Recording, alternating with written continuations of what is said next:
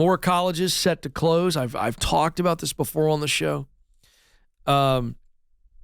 We are seeing a pruning going on in higher education in America. I told you it was coming. It's now happening. For years, I've been saying you're going to see more and more colleges and universities close their doors. Well, now it's happening. But who are they? They are the smaller private colleges.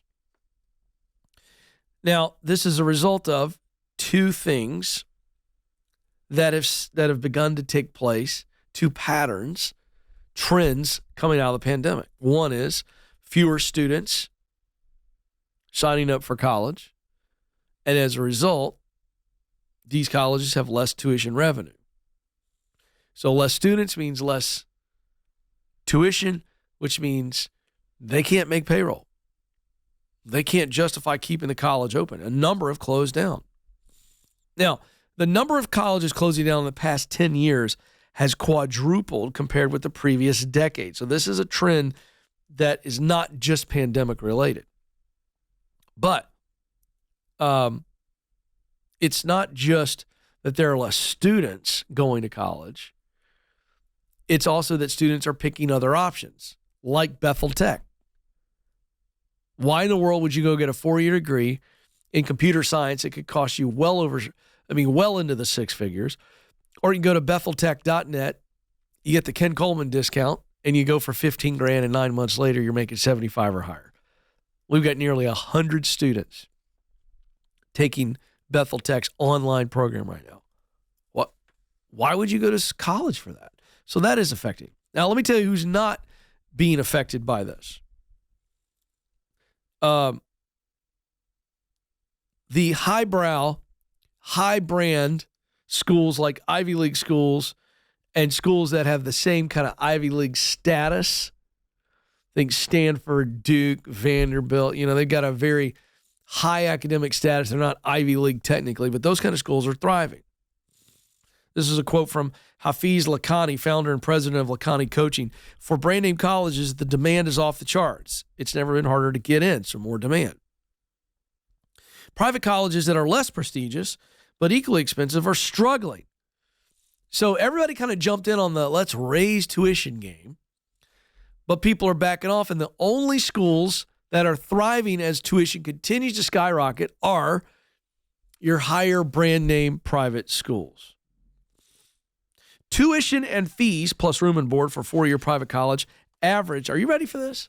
$53,000 in the 2022-2023 school year.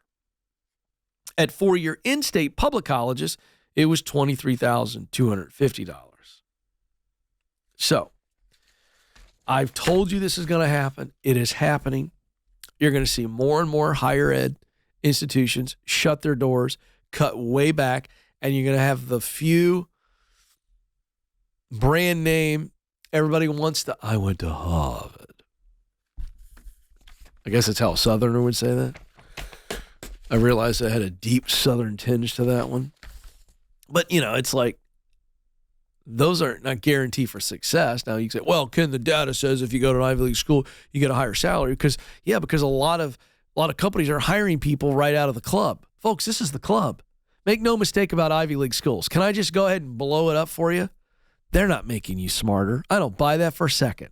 It's all branding. You know what it's about? It's about elitism. Everybody wants to maintain the elite status of the club. So if I went to Harvard and I'm now in a position to hire a Harvard person, I'm going to do it. Why? Because it makes me still look good. It's all marketing. It's hogwash. These campuses are so woke now, I don't know what you're learning other than to be offended. Oh, boy. Next story in the education space, a bigger problem, much bigger problem. Teachers are exiting the classroom at increased rates.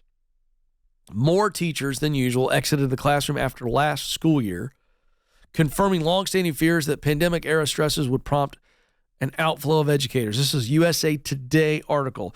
Chalkbeat did a new study across 8 states, just 8, and they found the most comprehensive accounting of recent teacher turnover to date. In Washington State, more teachers left the classroom after last school year than at any point in the last 3 decades. Maryland and Louisiana saw more teachers depart than any time in the last decade. And North Carolina saw a particularly alarming trend of more teachers leaving mid-school year. Did you hear that? This is in the middle of the school year. Those teachers are going, I'm out. Now, because I just shared that, I got to give you this later in the article. This is from Kevin Bastian, a researcher at the University of North Carolina, where he is studying the teacher turnover rate in North Carolina. Listen to this, okay? So North Carolina reported more teachers leaving in the middle of the school year. These are not deadbeat jerk teachers. These are good women and men who say, I can't do it anymore. And listen to this. This is a direct quote from the analysis. Teacher attrition can be destabilizing for schools. But he found that effective teachers, the good ones, or the really good ones, shall we say that? Because I don't want to disparage teachers here. Teachers are the victims in this environment, folks. Let me be very clear. I've talked to hundreds of them over the last 2 years talking about what's going on in the school system.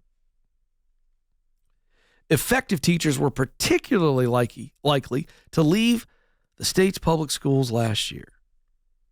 Mid-year increased from under 4% in prior years to over 6% in the last school year in North Carolina.